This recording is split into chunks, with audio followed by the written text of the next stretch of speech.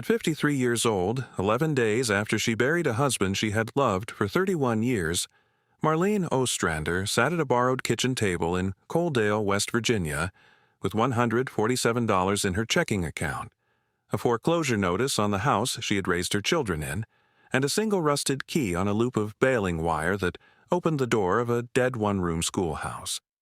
The whole county had forgotten was still standing. She had not asked for the key. The lawyer slid it across his desk with a deed and a tired expression, glad to be rid of it. "The schoolhouse on Hollow Branch Road," he said. "Listed in your late husband's name. Assessed value, $1. I want you to understand there's no money in it, Mrs. Ostrander. There's a bell that doesn't ring, and a roof that lets the weather in, and a back tax bill the county will forgive on one condition." He turned a form around so the writing end faced her and set a pen on it. "You sign the place over to the demolition fund. That's the kindest thing left to do with it." "I'll want to see it first," Marlene said, and she did not know why. She put the key in the pocket of her late husband's barn coat, the one she had worn for 11 days because it still smelled like him, and she drove the pickup out past the edge of town where the pavement turned to gravel and the gravel turned to ruts, and she went to look at the worthless thing her dead husband had left her.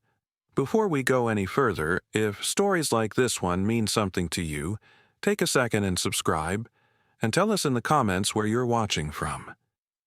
We love seeing how far these stories reach. Now, let me tell you about the schoolhouse, and about the bell, and about what Harlan Ostrander had been hiding behind it for the better part of 40 years. The man she had buried was not a man who hid things. That was the first thing the whole story would have to break, and it broke slow.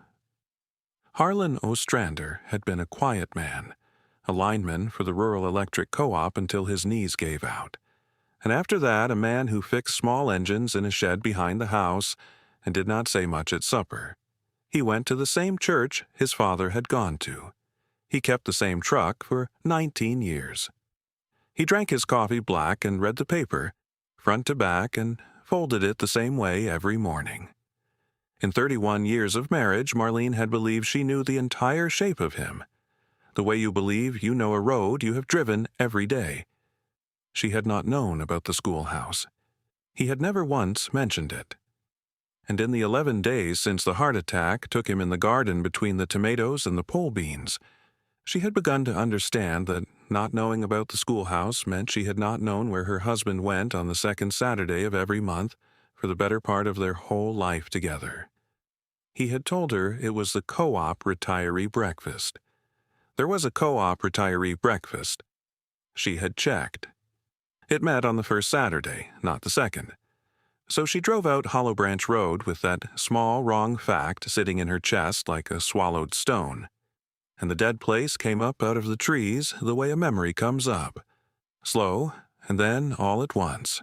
It was a one-room schoolhouse of gray board gone silver with age, set back in a clearing where the mountain laurel had crowded almost to the steps. The white paint had peeled to bare wood on the weather side. The windows were tall and many-paned, and most of the panes were whole, which surprised her, because in that country an empty building loses its glass to boys with rocks inside a season. Above the door, on a board nailed flat to the gable, painted letters faded almost to nothing, still read, "Hollow Branch School, Number 7. And below that a smaller line she had to walk up close to read, "Established, 1891. And on the roof, in a little square cupola of gray board with a peaked tin cap gone to rust, hung the bell. It was a good bell, iron, the size of a half-bushel basket, green-black with weather, and it hung from a yoke and an axle and a wheel with a frayed rope coming down through a hole in the cupola floor into the dark of the schoolroom. Marlene stood in the cold clearing and looked up at it for a long time. A bell on a dead school. There was nobody left to call to learning. There had not been for 50 years. And yet somebody had kept the glass in the windows, and somebody had kept the laurel cut back from the steps until recently, and somebody had oiled the hinge of that door, because when she fit the rusted key and turned it, the lock gave clean and the door swung in without a sound. Inside it smelled of cold wood smoke and chalk and old varnish. The light came through the tall windows in long silver bars full of slow dust. There were the desks, the small ones, iron-framed with hinged tops, set in their rows the way the last teacher had left them. And there was the recitation bench at the front, and the slate board, and the potbelly stove with its black pipe going up through the ceiling. There was a teacher's desk, oak, heavy, its top scarred with 80 years of pen nibs and pocket knives. And there, against the back wall, was a thing that did not belong in a schoolroom. It was a workbench, Harlan's workbench. She knew his work the way she knew his handwriting. The vise was his, the one that had gone missing from the shed years back that he had said he must have loaned out. The pegboard of tools was arranged the way he arranged tools, each one outlined in marker so a borrowed wrench would show its absence. A coffee can of his rolled cigarettes, gone stale, a folding chair, a kerosene lantern, the wick trimmed, the glass clean, half full of oil. And on the bench, under a square of canvas, something he had been working on. She lifted the canvas. It was a child's chair, small, the joints pegged and glued, sanded smooth, 2 coats of varnish on, a third begun and stopped. Beside it lay a list in his blocky pencil hand. Names. A column of first names, children's names, and beside each a date, and beside some of the dates a small check mark, and beside others, nothing yet. Marlene sat down in the folding chair that was still set. The way a man leaves a chair he means to come back to, and she looked at the list of children's names in her dead husband's hand. In a schoolhouse he had never told her existed, and for the first time since the morning, she found him down in the dirt between the staked rows. She did not feel grief. She felt a door opening onto a room she had not known was in her own house. She did not understand any of it yet, but she understood that she was not going to sign the demolition form. She went home that night to a house the bank had already half taken from her, and she did not sleep. She sat up with the foreclosure notice and the last of the money in checking and the list of children's names, and she did the arithmetic of a poor woman, which is the most honest arithmetic there is. The notice gave her 31 days. The mortgage was 4 months behind. Harlan's small life insurance had gone to the back of his medical bills the way water goes downhill. There was the truck, worth maybe $900. There was her own 2 hands, which had cleaned houses and kept books for the feed store, and raised 2 children who lived far off now and called on Sundays. And there was a dead schoolhouse assessed at $1 with a workbench in it, and a list of names and a bell that did not ring. A practical woman would have signed the form and taken the tax forgiveness and let the county knock the place flat. Marlene Ostrander was a practical woman. She had been practical her whole life. But she had also been a wife for 31 years to a man who, it turned out, had been keeping a secret so carefully and so kindly that he had built a whole second workshop to keep it in. And she found she could not knock that flat until she knew what it was. So, in the morning, she drove back out Hollow Branch Road with a thermos of coffee and a notebook. And she began to take careful stock, which was the only way she knew how to love anybody. She started with a list of names. 26 of them. Children's first names, the kind of names that turn over slowly in a country like that. Dewey, Reba, Junior, Pearl, Carl Lee, Sissy, names from a generation and a half ago, names of grown people now or dead people now. Beside each, a date. The earliest date was the spring of 1984. The latest was 3 weeks before Harlan died. 40 years of dates. 40 years of the second Saturday of the month. And next to most of the names, the small check mark, and next to a few, nothing. She did not know what the check marks meant. She put the notebook in her bag and she walked the schoolhouse the way Harlan had taught her to walk a job, which was slow, touching things, letting the place tell you what it wanted, and the place wanted to show her the floor. There was a board near the stove that did not sit flush. She would not have noticed it except that the morning light came across it sideways and threw a hairline shadow. She knelt and worked her fingers under the edge, and the board lifted clean. It had been cut and fitted to lift. The nails were dummies, brads pressed into drilled holes, and underneath, in the dry crawl space between the joists, sat a steel ammunition box, army green, painted over once, with a hasp and no lock. Her hands were not steady when she lifted it out. It was heavier than empty. She set it on the teacher's desk in a bar of window light, and she opened it. And if you have made it this far with me, you already know this is the part the whole story has been walking toward. If these are the kinds of stories you want more of, hit subscribe now, because what Marlene found in that steel box, and what an 80-year-old man told her 3 days later about the bell, is the part I have been waiting the whole video to tell you. The box held money, not a fortune. Banded bills, worn, mostly 10s and 20s, the kind of money that comes from a man setting aside a little at a time over a long time. She counted it twice with her bookkeeper's hands, and both times it came to $4,220. Beneath the money was a ledger, a real ledger, a leather account book gone soft at the corners, and beneath the ledger a single brass key, smaller than the door key, the kind that fits a padlock or a small chest, and beneath the key, folded in quarters and gone soft as cloth from being folded and unfolded, a letter, addressed in Harlan's hand, to her, by name. Marlene. She did not open the letter first. She wanted to. Her whole body wanted to. But she had been married 31 years to a methodical man, and some of his method had soaked into her, and she understood, without being told, that the letter was meant to be the last thing, the thing you read after you understand, and so she set it aside, unread, and she opened the ledger instead, because the ledger was the proof, and the letter was only the meaning, and a practical woman wants the proof first. The ledger was a record of children. Page after page in Harlan's blocky pencil, the same 26 names from the list, and many more, hundreds more, going back 40 years. And beside each name, in his bookkeeping, was a small accounting. Not of money, of need. New boots, the 4th of October, 1988. A winter coat, size 10. Eyeglasses, paid Dr. Vance, $12.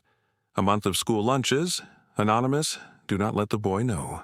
A pair of shoes left on the Methodist porch in a parcel marked for the Carter children.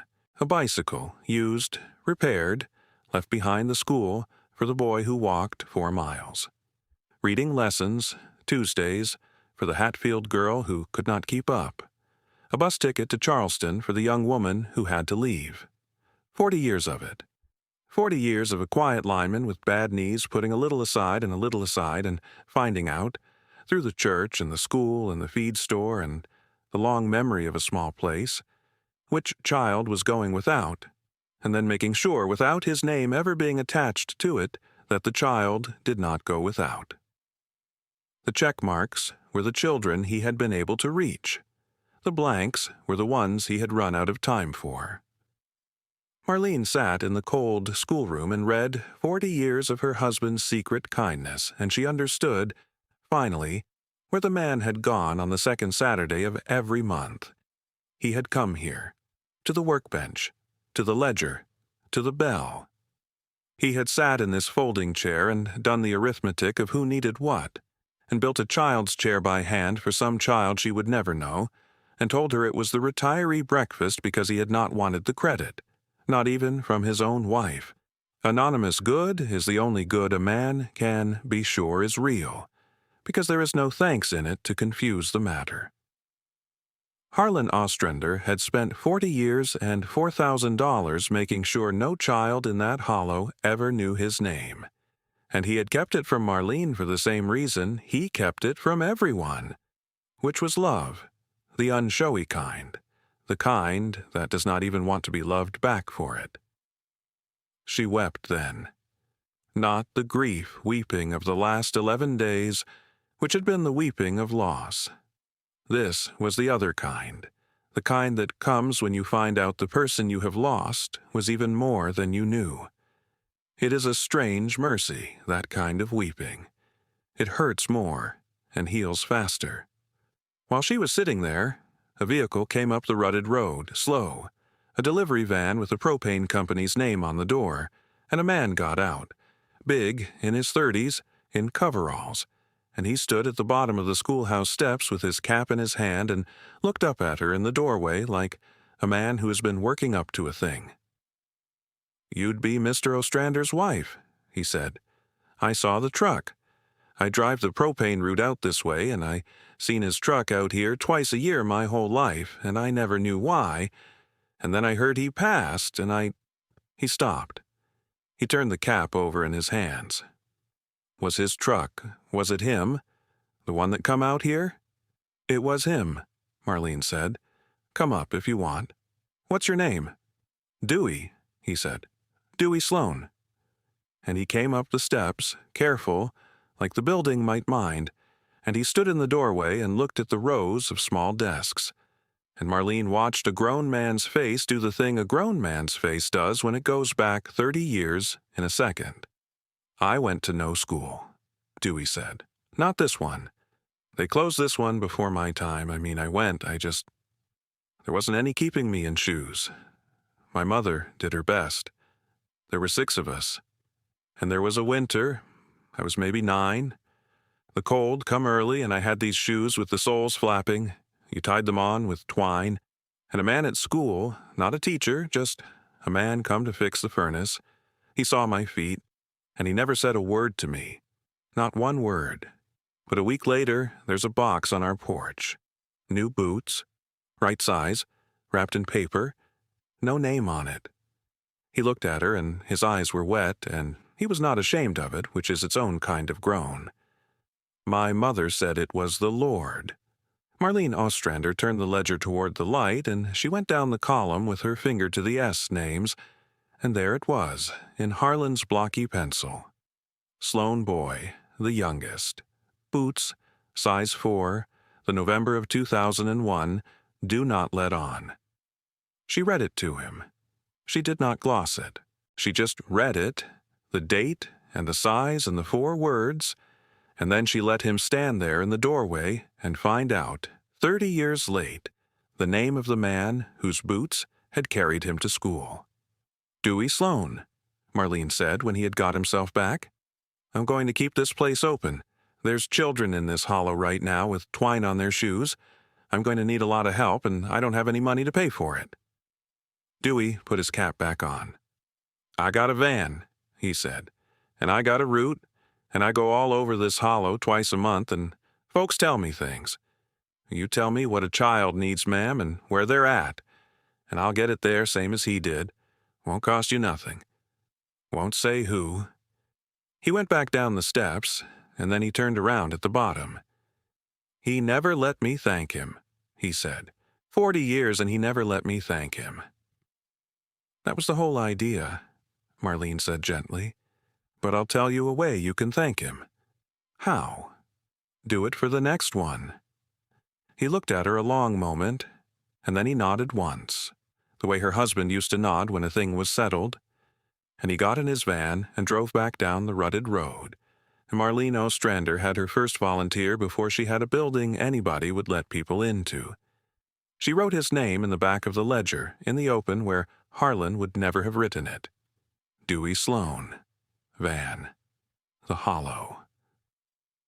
And she understood that the work was going to go on one way or another, because that is what good does when you finally let it be seen.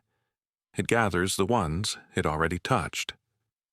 When she could see again, she picked up the small brass key, and she did not know yet what it fit, but she would find out.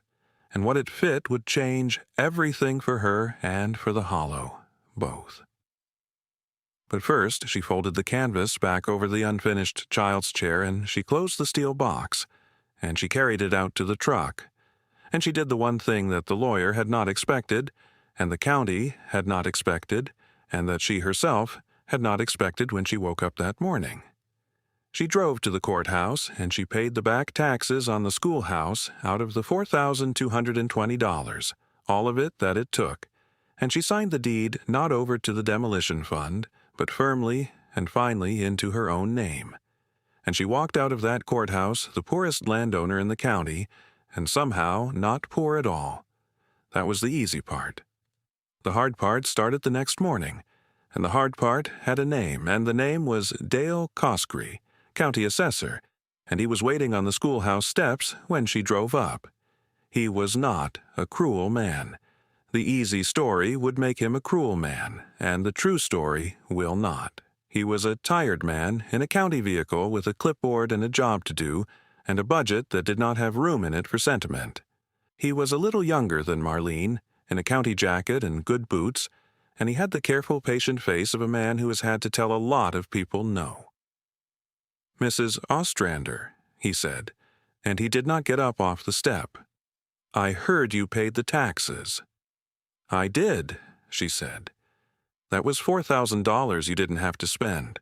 The demolition fund would have taken it off your hands clean. No tax, no liability, no nothing."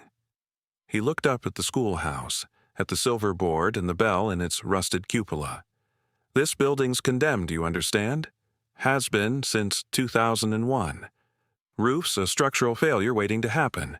You can't gather people in it. You can't run a business in it. Best thing for everybody is it comes down." "It's not coming down," Marlene said. He sighed, and it was not a mean sigh. It was the sigh of a man who has heard a grieving widow say a foolish thing before, and has had to be the one to walk her back from it. "I know it meant something to your husband," he said, "but sentiment doesn't fix a roof, and it doesn't pay." "Mr. Coskrey," she said, "do you know what my husband did out here?" And he started to answer, and stopped, because she could see in his face that he did not, that nobody did, that the whole point of 40 years of work had been that nobody did, and that she, Marlene Ostrander, 11 days a widow, was the only living person who knew. The knowledge sat in her like a lamp. "He kept a school with no children in it," she said, "for 40 years. Come inside and I'll show you. And then you tell me it should come down." He did not want to. She could see he did not want to. He had a schedule and a clipboard and a condemnation order half written. But there is a thing that happens in the face of a man who has spent his life saying no, when somebody offers him a reason to say yes. And Dale Coskrey had that thing in his face, and he stood up off the step, and he followed her in. She showed him the workbench. She showed him the lantern and the rows of small desks and the slate board. She opened the ledger on the teacher's desk where the morning came in cold and clean through the tall panes, and she turned it to a page near the front, and she read to him, out loud, plain and level, the entry for a pair of boots, size 2, the 11th of November, 1991, left at the Methodist Church for the Coskrey boy, do not let on. The assessor went very still. "Read me the date again," he said. "November 1991, she said. "Boots, size 2, for the Coskrey boy." Dale Coskrey put his clipboard down on a child's desk, and he sat down slow on the recitation bench at the front of the room, like a man whose knees had stopped agreeing to hold him. And for a while, he did not say anything at all. When he did, his voice had gone rough. "My daddy worked the mine," he said. "Then the mine closed, and he didn't work anything. There were 5 of us, I was 6. I remember the winter I didn't have boots. I remember my mother crying about it at the kitchen table because she couldn't. And then there were boots. On the church steps, in a box with my name on it. My mother told us the Lord had sent them." He laughed, a wet, broken sound. "The Lord, Mrs. Ostrander. For 35 years I have believed that I owe the boots I walked to school in to the Lord God Almighty." He looked up at her. "And you're telling me it was a man named Harlan Ostrander I never met?" "I'm telling you," Marlene said, that I didn't know either. Until yesterday. Dale Cosgrave looked around the schoolroom then, at the desks, at the bench he was sitting on, at the bell rope coming down through the ceiling, and something moved across his tired face that I'm not going to gloss for you, because you already know what it was. He picked his clipboard back up. He looked at the condemnation order half written on it, and then he turned the page over so it was face down on the child's desk, the way Dale Cosgrave himself had been turned face down in a ledger 35 years before and lifted back up without ever knowing whose hands did it. "The roof," he said, standing, all business again, but a different business now. "The roof is the real problem. Everything else is cosmetic. You fix the roof and bring it up to code, I can reclass it from condemned to historic. Historic, the back taxes get abated, you keep the dollar valuation, and the demolition funds got no claim. But the roof's got to be done right, and it's got to be inspected. And Mrs. Ostrander, that's $8,000, maybe $10,000 of work, and you just spent your last $4,000 on the taxes." "I'll find it," Marlene said. "With respect," said Dale Cosgrave. "How?" She did not have an answer for him. She had a steel box that was now empty, a truck worth $900, the same $147 in checking, and a house the bank was taking in 29 days. But she had the small brass key in her pocket, and she had a ledger full of names, and she had an unread letter, and she had the stubbornness that had carried her through 31 years, and would carry her through this.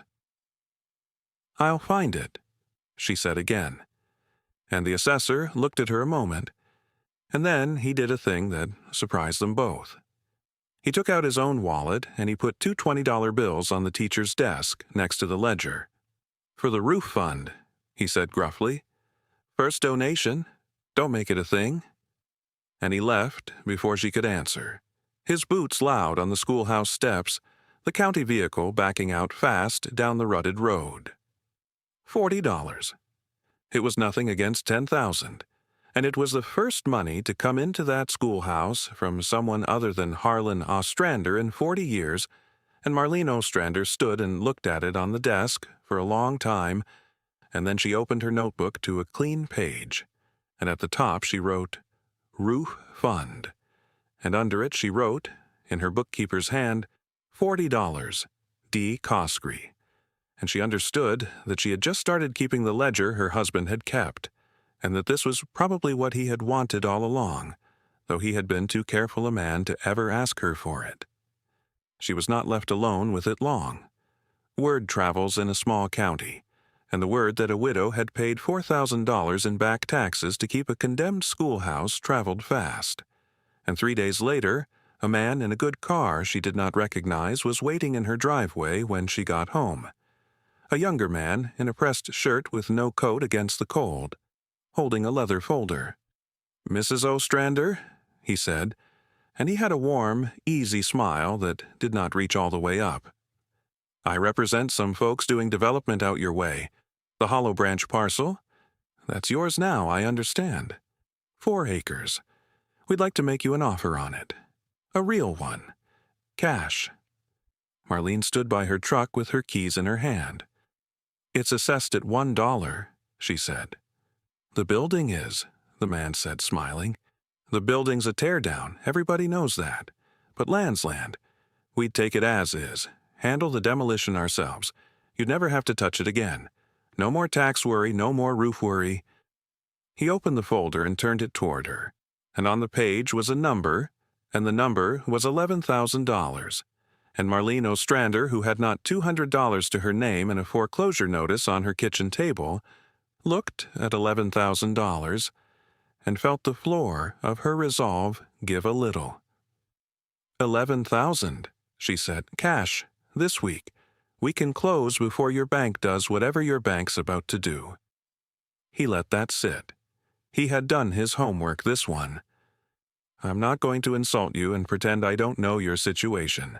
I'm telling you I can fix it Tuesday. That schoolhouse can't." And here is where it would have ended, in the easy version of the story, with a tired widow taking $11,000 for a worthless dead building and saving her house and never knowing what was behind the bell. And nobody could have blamed her. Marlene almost did it. She wants you to know that. She has said since that she stood in her own driveway with the cold coming down and a real number on a real page in front of her, and she almost said yes. But she had read 40 years of her husband's ledger. And she heard herself ask the man a bookkeeper's question. Why, she said. Why 11,000 for 4 acres of thin mountain ground a mile past the pavement that nobody's wanted in 50 years? What's it for? The easy smile flickered. Investment, he said. Long term? In what? Land appreciates. Not that land, Marlene said, because she had cleaned houses and kept books in that county for 30 years, and she knew exactly what that land did and did not do. Not unless there's something in it. You're not offering me $11,000 for the view. She closed the leather folder and handed it back to him. I think I'd better find out what my husband's land is sitting on before I let you have it for the price of a roof. Thank you for coming all the way out. The man's smile was entirely gone now, and for just a second she saw the shape of the thing underneath it. Not cruelty exactly, just the cold arithmetic of a man who had counted on her being too poor and too sad to ask. And that second told her more than the offer had. He took his folder and his good car back down the road, and Marlene went inside to her foreclosure notice, having just turned down $11,000 she desperately needed, and she did not regret it, because a man does not drive a good car out a mile of ruts to overpay a widow for nothing. There was something in the ground, and she meant to find out what before she let anyone name its price. Now I have to tell you about the witness because every secret like this one has a keeper, somebody still living who knew, and the keeper of this one was an old man named Ezra Plumley, and he was the one who finally told Marlene about the bell. She found him the way you find anybody in a place like that, by asking at the feed store. The young man behind the counter did not know anything about the Hollow Branch School, but the old man, sitting by the wood stove with a cane across his knees, lifted his head when he heard her say the name, and he looked at her with heavy-lidded eyes a long moment, and he said, "You'd be Harlan's widow." "I would," she said. "I'm sorry for it," he said. "He was a better man than he ever let on. Come sit down."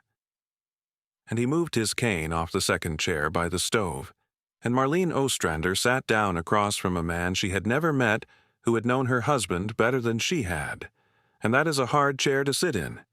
But she sat in it. Ezra Plumley was somewhere past 80, white-haired, in a heavy coat though the store was warm, with the big, slow, careful hands of a man who had done physical work his whole life. He had been, he told her, the last janitor and groundskeeper of the Hollow Branch School before the county closed it in 1974. And after they closed it, he had kept on, unpaid, just going out to cut the laurel back and keep the glass whole because a man does what he has always done and because somebody ought to. And then, one second Saturday in the spring of 1984, he said he had gone out to the school and found Harlan Ostrander sitting on the steps. "I figured him for a thief," Ezra said. "Come to strip the copper or the bell. I came up on him with a tire iron, I'll tell you the truth. And he looks up at me, calm as you please, and he says, 'Ezra.' He knew my name. Everybody knew everybody. Jacques. He says, 'Ezra, I want to ask you something.' He says, 'You keep this place up.' 'Why?' The old man smiled at the memory, a slow thing. And I didn't have a good answer.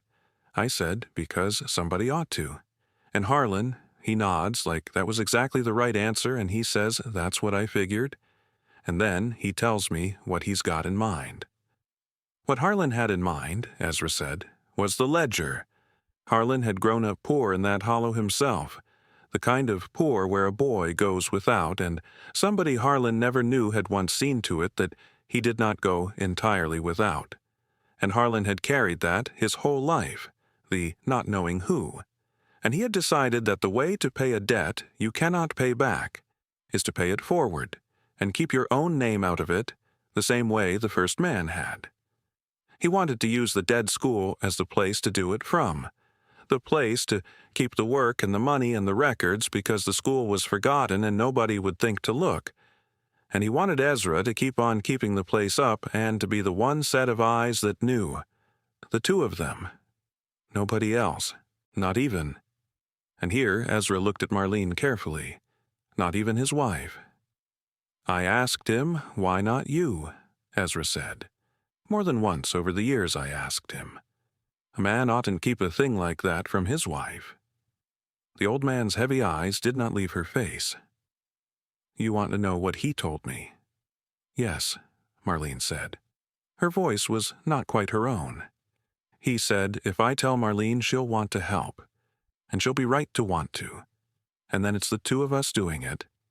And that's a fine thing, but it's a thing with a witness in it, and the second there's a witness, the thing changes. He said, I don't want to be a good man in my wife's eyes. He said, I want to be a good man in no eyes at all. He said, that's the only kind of good I trust myself to do." Marlene sat by the wood stove with her hands folded in her lap, the way she had learned to hold herself when a thing was too big to be held any other way. And she understood that her husband had loved her so much that he had been willing to let her think a little less of him, to let her think he spent his second Saturdays at a breakfast, eating eggs, ordinary, rather than risk turning his secret good into a performance, even a performance for an audience of one who loved him. It was the most backward, stubborn, infuriating, beautiful thing she had ever heard, and it was so exactly like Harlan that she laughed out loud, once in the warm feed store, and then she had to put her hand over her mouth. "The bell," she said when she could. "Tell me about the bell. There's a workbench, there's the ledger, there's the box under the floor. But he kept the bell oiled and the rope whole on a school with no children. Why the bell?" And old Ezra Plumley set his cane upright between his knees and leaned on it and looked at her a long moment, deciding something, and then he said, "He didn't tell you about the bell, because he couldn't. The bell was the part that wasn't his to tell. But he's gone now, and you've got the deed, and there's a thing behind that bell that he'd want you to have, and I'm the only one left that knows where the latch is. So I expect you'd better drive me out there." Marlene drove him out there. It took the old man a long time to get out of the truck, and a longer time to get up the schoolhouse steps, leaning on the cane and on her arm.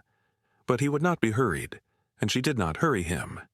Inside, he stood where the dust turned slow in the tall shafts of morning and looked around the room at the desks and the bench and the slate board, and his eyes were wet, and he said, more to the room than to her, "Hello, old girl," to the schoolhouse, the way you greet somebody you have not seen in a while. And then he turned to business. The bell rope came down through the ceiling in the back corner. Ezra had her pull the folding chair over and stand on it, no, not there, up higher, and reach into the dark of the hole where the rope went up, and feel along the side of the framing until her fingers found it, a wooden peg set in a slot that did not look like part of the building. He told her to pull it down and slide it left, and she did, and somewhere above them in the cupola, a latch let go with a soft wooden knock. "Now climb up," Ezra said. "The ladder's behind the slate board. Always was. Mind the third rung, it's gone soft." Behind the slate board, set into the wall and papered over so cleverly that she had walked past it a dozen times, was a narrow ladder going up into the dark toward the cupola. Marlene took the lantern from the workbench, and she lit it. The wick caught clean the oil her husband had filled it with the last time he was here, and she went up the ladder with the lantern in one hand into the little square room of the cupola, where the great iron bell hung silent in the cold. And behind the bell, against the back boards of the cupola, was a hinged panel that had just been let loose by the latch below, and the panel swung open under her hand, and behind it, in the dry dark where no weather and no thief had reached in 130 years, was a cabinet built into the wall, and in the cabinet, wrapped in oilcloth and waxed paper on shelves, were books, not a fortune in money. Books, old books.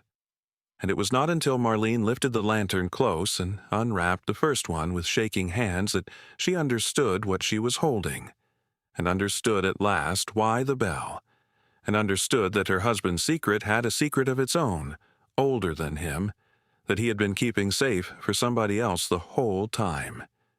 They were the records of the Hollow Branch School. Every one.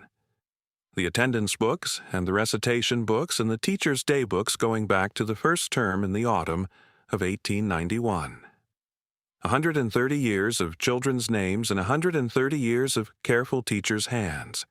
And tucked among them, wrapped separate and most carefully of all, three things: a packet of letters tied in faded ribbon, a small framed photograph of a young woman in the high-collared dress of the 1890s standing on the schoolhouse steps, and a slim, hand-stitched book with a cloth cover, and on the cover, in ink gone brown, the words, "The Hollow Branch Book," and under it, a name: Cordelia Plumley, teacher, 1891 to 1930. Marlene came down the ladder very carefully with the lantern and the cloth book, and she sat on the recitation bench beside the old man, and she said, "Cordelia Plumley." "My great-grandmother," Ezra said. "First teacher this school ever had. Taught here 39 years. Married a Plumley, kept the school after, kept it through the flood of 1907 and the influenza in 1918, and when she got too old to teach, she gave the school its records and that book, and she made her family swear to keep them safe, because the county would only have thrown them in a fire." He put his big, careful hand flat on the cloth book in Marlene's lap, not taking it, just resting there a moment, the way you touch a grave. "My family kept that oath for 4 generations. We hid them behind the bell when the county tried to clear the building in '74. And then we got old and we got few. I'm the last Plumley in this hollow, Mrs. Ostrander. My own children are gone off to Ohio, and they don't. It's not their fault. They don't feel it the way I do. I'm 83. When I told Harlan about the records, 10 years back, I told him because I couldn't be sure I'd be alive to pass them on. And somebody had to know besides me. Somebody who'd understand they weren't worth a dime and were worth everything. And he kept them safe, Marlene said. "He kept them safe," Ezra said. "And he kept me company, which I needed worse than I'd ever have said. Twice a year he'd help me up that ladder so I could sit a minute with Cordelia's book. He never once asked to keep the records himself or to make a thing of them. He just kept the school standing so the records would have a roof. That's all he ever wanted. A roof over the names." Marlene sat with the slim cloth book in her lap and the lantern burning on the bench beside her and the great silent bell above her in the dark. And she thought about her husband spending $4,000 in 40 years and every second Saturday keeping a dry, shingled gable over a stack of daybooks no auctioneer would have bid $1 on. And she thought about the roof Dale Coskrey said would cost $10,000 she did not have, and she understood with the sudden clean certainty of a woman who has finally been handed the whole shape of a thing that she was not going to let the roof fall. She did not yet know how, but she opened Cordelia Plumley's book there on the bench, with old Ezra leaning to see, and she began to read aloud, and that reading was the beginning of how. Because the Hollow Branch book was not an account book. It was a chronicle. 39 years of a country schoolteacher writing down in a clear, strong hand the life of her hollow. The children who came barefoot, and the children who came in shoes, and the children who could not come because of the work or the weather or the want. The names of the dead in the flood, the names of the sick in the influenza. The morning the bell was hung in 1893 and the whole hollow came, to hear it ring for the first time. The names of soldiers who left from that schoolyard for 2 wars, and the names of the ones who did not come back. A whole world, written down by one woman over 39 years so that it would not be forgotten, and then hidden behind a bell for 50 years so that it would not be burned. Marlene Ostrander read until the light in the tall windows went from silver to gold to gray. And then she drove old Ezra home. And she did not sleep that night either, but for a different reason now. In the morning, she went to see the one other person in the county who would understand what was behind that bell, and that was a woman named Fay Tillett, who ran the little historical society out of 2 rooms in the old bank building in town, and who had been trying for 30 years to get anyone at all, to care about the history of a hollow that the world had written off. Marlene laid Cordelia Plumley's book on Fay Tillett's desk and the school records beside it, and she watched a 68-year-old woman who thought she had seen everything put both hands flat on the desk and lower her head and go quiet for a full minute. "Where," Fay said finally, "in the name of God, have these been?" "Behind a bell," Marlene said. "For 50 years. My husband kept the roof over them." Fay Tillett lifted her head, and her eyes had changed. She had spent 30 years building the connections Marlene did not have, and she had been waiting for exactly this. "Do you understand what you've brought me?" she said. "There's a state archive that gives grants to preserve historic one-room schools. With these records, Hollow Branch is the most completely documented one-room school in this part of the state.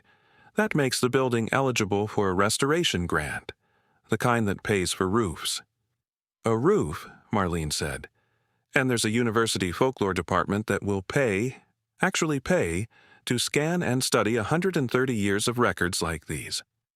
And a heritage tourism program because the coal's gone and the state will fund any reason for a soul to drive into a hollow and spend $1. Fay's hands were flat on the books, like she was afraid they'd vanish.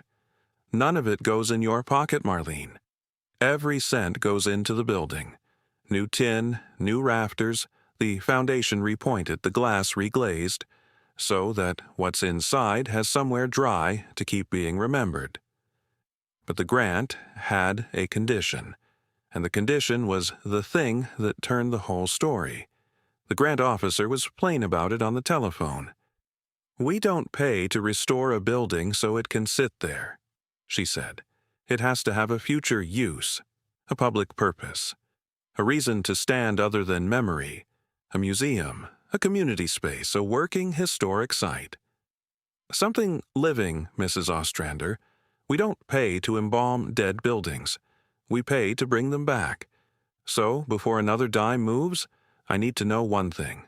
What is this place going to be?" And so, Dale Coskrey came back out to the schoolhouse. He had taken to coming out, on his own time, with his clipboard. Only now the clipboard had become a friend's clipboard. And he and Marlene and Fay stood in the schoolroom with the noon sun coming flat across the desks, and Fay said, "It has to be something that uses it. Something real. What is this place actually for?" And Marlene, who had been turning it over for 3 sleepless nights, said, "It's for the children that go without. That's what it's always been for. That's what Harlan made it for. We're just going to stop keeping it a secret." Here is what she meant, and here is what they built, and it is the part of the story I have most wanted to tell you. There were still children in that hollow who went without. There always are. The mine had been gone for a generation, and the work had gone with it. And the young families that stayed poor. There was no money for boots, for coats, for eyeglasses, for the small dignities that let a child sit in a classroom and not be ashamed. Harlan had met that need for 40 years in secret, one child at a time, out of a steel box under a floor. Marlene proposed to meet it in the open, out of a restored historic schoolhouse, as a real and public thing with a real and public name, and she proposed to fund it the way she had been taught to fund things, which was carefully in a ledger, with every dollar accounted for and every donor recorded, and not 1 cent unwatched. The grant came with a clock on it. The state archive officer was plain about that on the telephone. The historic restoration money had to be spent, and the building had to pass its final inspection by the last day of the state's fiscal year, which gave them 90 days. And if they missed it, the money went back into the general fund and there would not be another round for 2 years. And in 2 years, the officer did not have to say, an 83-year-old man would likely not be alive to see it, and a condemned building could fall down on its own. 90 days. Marlene wrote the number on the schoolhouse slate board in chalk, big, where everyone working could see it, and every morning she came out she rubbed it off and wrote the new one. 88, 81, 74. And the roof, the way roofs do, fought them. The contractor the grant sent, a careful man named Bisbee who did historic work all over the state, got the old tin off the main roof in 2 days and found exactly what Harlan had spent 40 years dreading. The ridge beam, the great timber that ran the length of the building and held everything up, was rotten at the east end, where 130 years of a small leak had gotten into it. Soft as cork, Bisbee said, and he worked a screwdriver into it to the handle to show her. You don't patch a thing like this, Mrs. Ostrander. You jack the whole roof, pull the old beam, set a new one. A timber that long, that span, milled to match. That's most of a month gone and a third of your money. And you don't have either to spare. Marlene watched the number on the slate board turn from a deadline into a noose. The new beam would eat most of a month and a third of the money, and there was no give in either. And that day, Marlene stood in the schoolroom with the sky showing through the open rafters where the roof used to be and felt the whole thing slipping. It was old Ezra Plumley who saved the beam from a chair in the feed store. When she told him, his heavy eyes sharpened and he said, "There's a beam." There's been a beam for 40 years. Harlan didn't tell you about that either? And he sent her, with Dewey Sloan and the propane van, out to a fallen barn on Plumley land that the family had never cleared, where in the dry, under the collapsed roof, lay the hand-hewn oak sill beams of a barn, raised in 1880. Oak that had cured for 140 years and was harder than anything a mill could sell. Harlan had known about that barn. There was an entry in the back of his ledger, in pencil dated the spring before he died. Plumley Barn, East Field, oak sills, sound, for the school roof when the time comes. He had been planning the very rescue, laying it up against the day, and had run out of days in a garden between the tomatoes and the pole beans. They pulled 2 of those oak sills out with the van and a chain, and Bisbee planed and fitted one into the ridge, and it was older than the schoolhouse, and it would outlast everybody, and the number on the slate board started going down at a pace that meant something good again. 49, 33, 20. The folklore department scanned the records and gave the originals back in archival boxes and a fireproof cabinet, and the cabinet, at Ezra Plumley's quiet insistence, was installed behind the bell in the old hidden place, because that was where the records had always belonged, and where Cordelia had meant them to be. The schoolroom was made sound, and the desks were kept exactly where the last teacher had left them, and the slate board, with the ticking number rubbed off it for the last time, and the potbelly stove. The bell came down off its rusted axle for the first time in a century to have its yoke rebuilt, and Bisbee found Cordelia's date cast into the iron at the Crown, 1893, and a foundry name from Cincinnati, and he cleaned the green-black weather off it until the iron showed, and he hung it back under the new sound cap on a new oiled wheel. The inspector came on the 8th day before the deadline and walked the building with Dale Coscree at his elbow, vouching for every joint, and he signed the form, and the grant held. And in the back, where Harlan's workbench had stood, they had moved the workbench, vise and pegboard and all, just 6 feet to one side, and left it standing because nobody could bear to take it out. They built the thing the schoolhouse was now for, a free store and a learning room, where any child in the hollow could come and find boots that fit, and a coat for winter, and a quiet hour of help with reading. No questions, no shame, no name taken, if a name was not freely given. They opened on a Saturday in October, the second Saturday, and that was not an accident. I am going to stage the opening for you the way it happened, because Marlene's whole life and Harlan's whole secret had been walking toward that morning, and you should be there for it. The hollow came. That was the first surprise, and the largest. Word had gone out through the church and the feed store and Fay Tillett's stubborn telephone, and the people came up the rutted road that had not seen that much traffic since the school closed in 1974. They parked in the field. They came in their work coats and their church coats. Old people came who had gone to that school as children, and they stood in the doorway and put their hands over their mouths to see their own small desks still in the rows. Young families came with children who had never seen a one-room school. Dale Coscree came in his county jacket and stood at the back with his arms crossed and his jaw working. And Ezra Plumley came in his heavy coat, leaning on his cane and on the arm of a great-grandniece who had driven down from Ohio when he called her, and told her, in a voice she had never heard him use, that she had to come. Marlene stood at the front of the schoolroom where the teacher had always stood, and she had meant to give a speech, and she had written one. And she found, when she stood up there, that she could not give it. So she set the speech down, and she picked up Cordelia Plumley's book instead, and she opened it to the page she had marked, the entry from the autumn of 1893, and she read it out loud to the full room in her steady bookkeeper's voice. "The bell was hung this Tuesday," she read, "by 4 men of the Hollow, and rung at noon for the first time, and the children ran out into the yard to hear it, and old and young came up the road from as far as the river to stand and listen, for there had never been a bell in this hollow before. Mr. Plumley says it can be heard for 3 miles on a still morning. I rang it myself once, after the children had gone home, only to know what it felt like in my own 2 hands. It felt," Marlene read, and her voice caught and she steadied it. "It felt like being heard. I hope every child that ever sits in this room hears it and knows that someone somewhere is glad they came." She closed the book. The room was dead silent.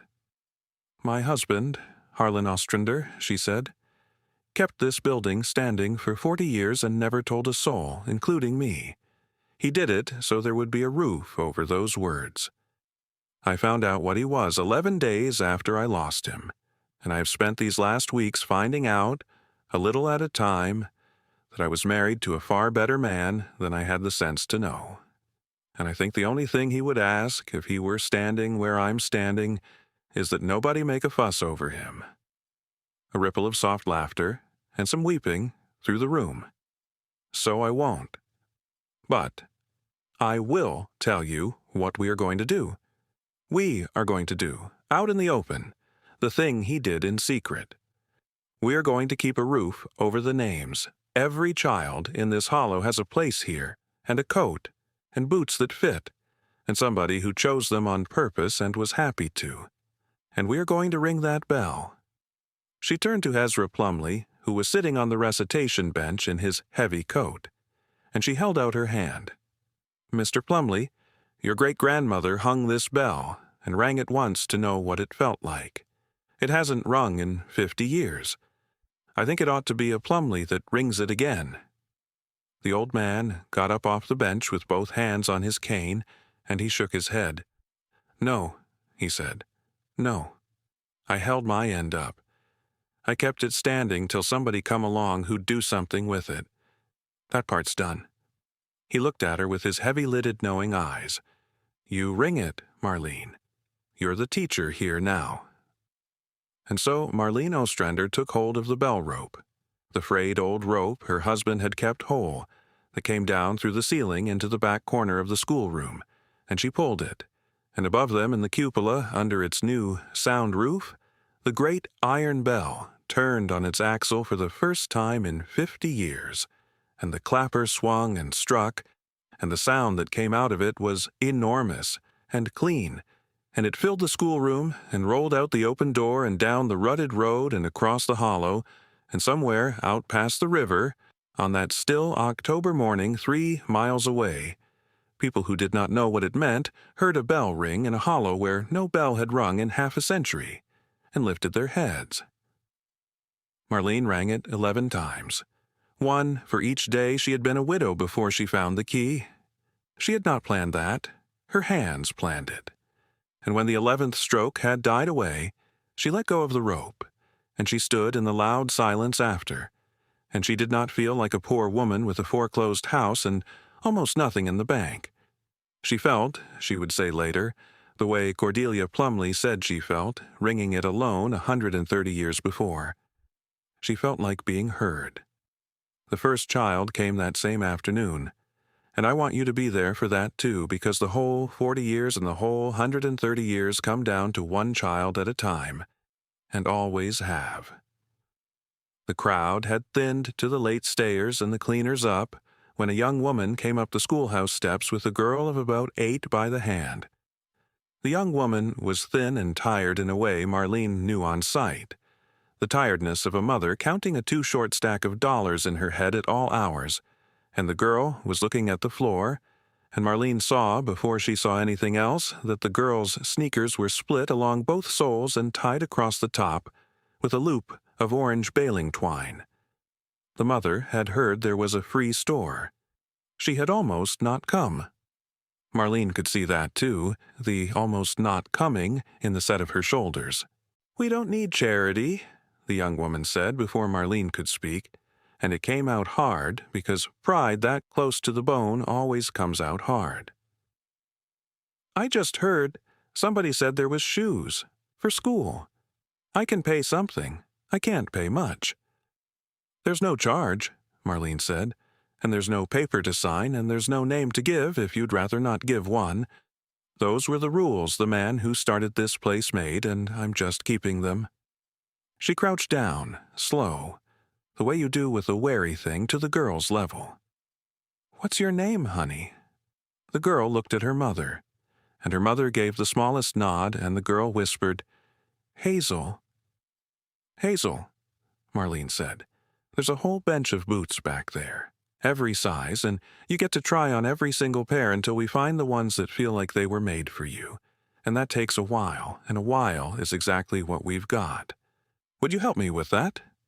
And Hazel, who had come in with her eyes on the floor, looked up. They found the boots.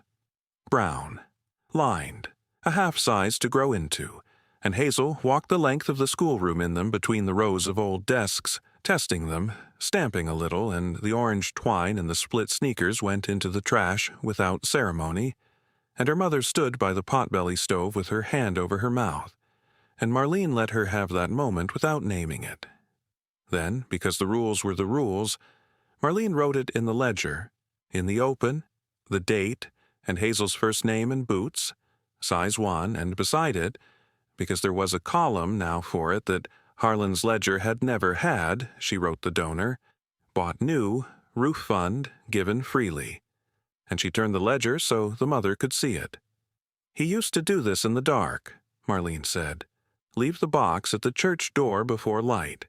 So nobody would ever feel they owed anybody. I understand why he did it that way, but I think there's another way where the child knows somebody chose her on purpose and was glad to, and isn't ashamed of it, and grows up able to do it for the next one out loud.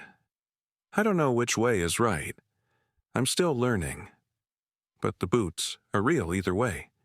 The young mother wiped her face with the back of her hand. "What do I owe you?" she said, not hard now. "Tell somebody," Marlene said. "Tell somebody this place is here. There's a child up your road or down it with twine on her shoes, too, and her mother thinks she's the only one. That's all you owe. That's all anybody owes."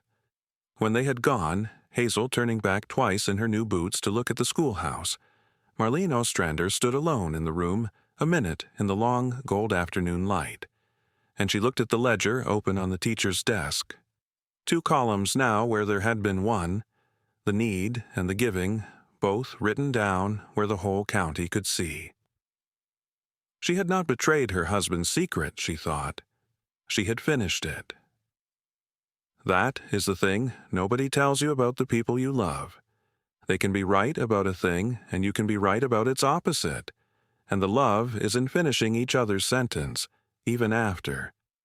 There is more, because I promised you at the start that what was behind the bell saved her, and I have shown you how it saved the hollow, but not yet how it saved Marlene Ostrander herself, the widow with the foreclosure notice. The foreclosure was real, and the bank was not in the business of bells. With 29 days, then 20, then 12, the house she had raised her children in was going to be taken, and no amount of historic schoolhouse changed that, because the schoolhouse made no money for Marlene.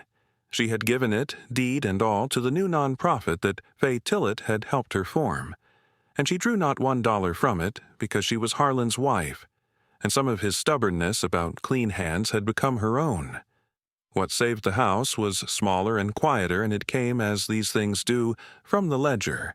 Fay Tillett, going through the school records with the university folklorists, found among Cordelia Plumley's papers the original land grant for the schoolhouse and its grounds.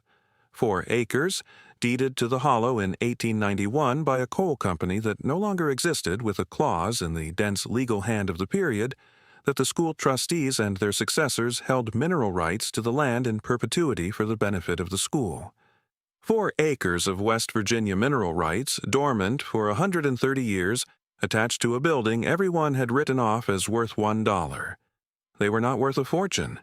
This is not that kind of story. The coal was gone and the seams were thin. But there was natural gas in that country, and the same company that had sent a smiling young man to her driveway with a leather folder and $11,000 was quietly leasing gas rights up and down that hollow.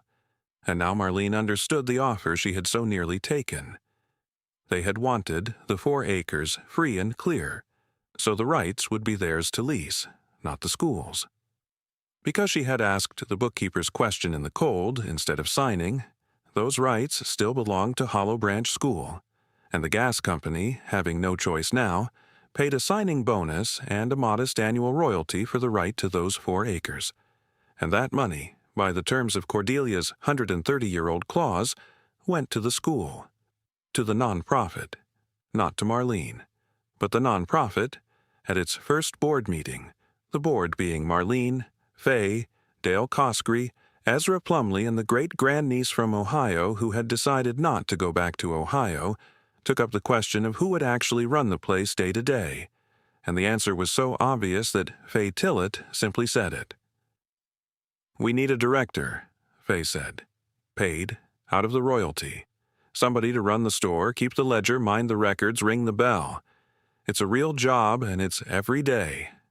She looked down the table. "And there is exactly one person in this county who already does all of it for free, and we are not going to let her keep doing it for free." "No," Marlene said before anyone could say her name. "No, I won't take pay out of this. Harlan never took a dime out of it. He put dimes in. If I start drawing a salary off the back of what he built—" "You'll keep your house," Dale Cosgree said flatly, "which the bank takes in 12 days. I checked. That's my problem, not the school's." "It is the school's problem," Fay said, "because if you lose your house, you leave this hollow to find work. And then who rings the bell?" Marlene shook her head, and she was reaching for the one argument she thought none of them could answer. Harlan would not have wanted— And old Ezra Plumley banged his cane once on the schoolroom floor, hard so that the slate board rattled. "Don't," he said. "Don't you sit there and tell me what Harlan would have wanted, woman. I knew him 40 years, which is 9 years longer than you knew about this place, and I'll tell you exactly what he'd have wanted." His heavy-lidded eyes were wet and fierce. "Harlan kept it a secret because he didn't trust himself in the light. You're keeping it in the open because you're braver than he was. That's a harder job, and it ought to be paid like one. And the man who built this would no more let you lose your house over his pride than he'd let a child go to school with twine on her shoes. He left you the key, didn't he? He didn't leave you the key so you could go broke honoring him. He left it so you'd live." He thumped the cane once more, softer. "He'd have wanted you to keep your house, Now somebody second the motion before I have to stand up because standing up costs me something these days. Fay Tillett seconded the motion. It carried 4-1, the one being Marlene, who was outvoted on her own behalf, and who put her face in her hands at the teacher's desk and let them. And that is how Marlene Ostrander, 53 years old and 11 days a widow with $147 to her name, did not lose her house. The salary was small, but it was steady, and a steady small thing is enough to keep a bank at bay, and she paid the mortgage current and she kept the house, and every working day she made the drive up the hollow to the school, and she kept the ledger, and she rang the bell at noon. I told you there was a letter. I have not forgotten it, and neither had Marlene. She had carried it in the pocket of Harlan's barn coat through all of it, unopened, the folded square of paper gone soft as cloth, addressed to her in his blocky hand. She had been waiting, she realized, to understand the whole thing before she read his words about it, the way you wait to finish a man's work before you read his instructions, only to find his instructions were never instructions at all. She read it the night after the bell rang, alone, at her own kitchen table in the house she had kept, by the light of the kerosene lantern she had brought home from the workbench and cleaned and filled, because it seemed right to read it by that light. I am going to read it to you the way she read it, and then I am going to let you go, because there is nothing after a letter like this one that needs saying. Marlene, it said, if you are reading this, then I am gone, and you found the box, which means you found the school, which means by now you know what I have been doing out here on my Saturdays, and I am sorry I let you think it was the breakfast. That is the only lie I ever told you, and I told it for 30-some years, and I would tell it again. Here is the truth of it. When I was a boy, in this hollow we had nothing, and one winter I had no coat, and a coat came on the church steps, in a box, with my name on it, and nobody ever knew who, and my mother said it was the Lord. And I have spent my life trying to be the Lord for some other cold child, the way somebody was for me, and I learned early that the only way to be sure you are doing it for the child and not for yourself is to make certain the child can never thank you, and neither can anybody else. That is why I did not tell you. Not because I did not trust you, because I did not trust me. You are a better person than I am, Marlene. You always were, and if you had known, you would have made me let the children thank us, and you would have been right, and the rightness of it would have ruined the only good I knew how to do. So, I kept it from you, and I have lain beside you 31 years carrying it, and the carrying of it was the heaviest and best thing in my life next to you. Now it is yours. I expect you will do it better than I did. I expect you will do it out loud, the way it should have been done all along, because you were never afraid to be seen doing good the way I was. And that is just one more way you are braver than me. Keep a little back for the one who comes with nothing. The lantern is on the bench, and the oil is in the can beside it. Keep it filled. Keep the door open a crack so they know they can come in. I love you more than I ever found the words for, which is most of them. Harlan. Marlene Ostrander folded the letter back along its soft, worn creases, and she sat for a while at her kitchen table in the lantern light. Then she trimmed the wick, and she carried the lantern to the window, and she set it there, lit, facing out toward the road, the way you leave a light for someone you are expecting. And she left it burning, and she went up to bed in the house she had kept, in the hollow that had heard the bell. And every working morning after that she drove out Hollow Branch Road to the dead schoolhouse that was not dead anymore. And she unlocked the door and propped it open a crack against the cold, and she filled the lantern from the can on the bench, and she opened the free store in the learning room, and she kept a ledger of who came and what they needed in her steady bookkeeper's hand, the way her husband had kept it, only out loud now, with names, with thanks aloud. And at noon, she took hold of the rope in the back corner, and she rang the bell. 11 strokes every day so that anyone in that hollow who was cold or going without or simply alone, would hear it and know what Cordelia Plumley had written and what Harlan Ostrander had spent his life proving without ever saying, that someone, somewhere, was glad they came. The children came. The boots fit. The lantern stayed lit, and the door of the Hollow Branch School, which the county had once meant to knock flat for the demolition fund, stood open a crack against the cold of every morning, the way the man who kept its roof for 40 years had asked, so that the one who came with nothing would know that they could come in. If you watch this all the way to the end, thank you. Tell us in the comments where you're watching from and whether there was ever a Harlan in your own life, somebody who did a quiet good for you that you only found out about later. And if these stories are how you spend your evenings, hit subscribe and ring that bell, because there is always another forgotten place and another name in another ledger, and we will be here to tell you about it. The lamp is still burning.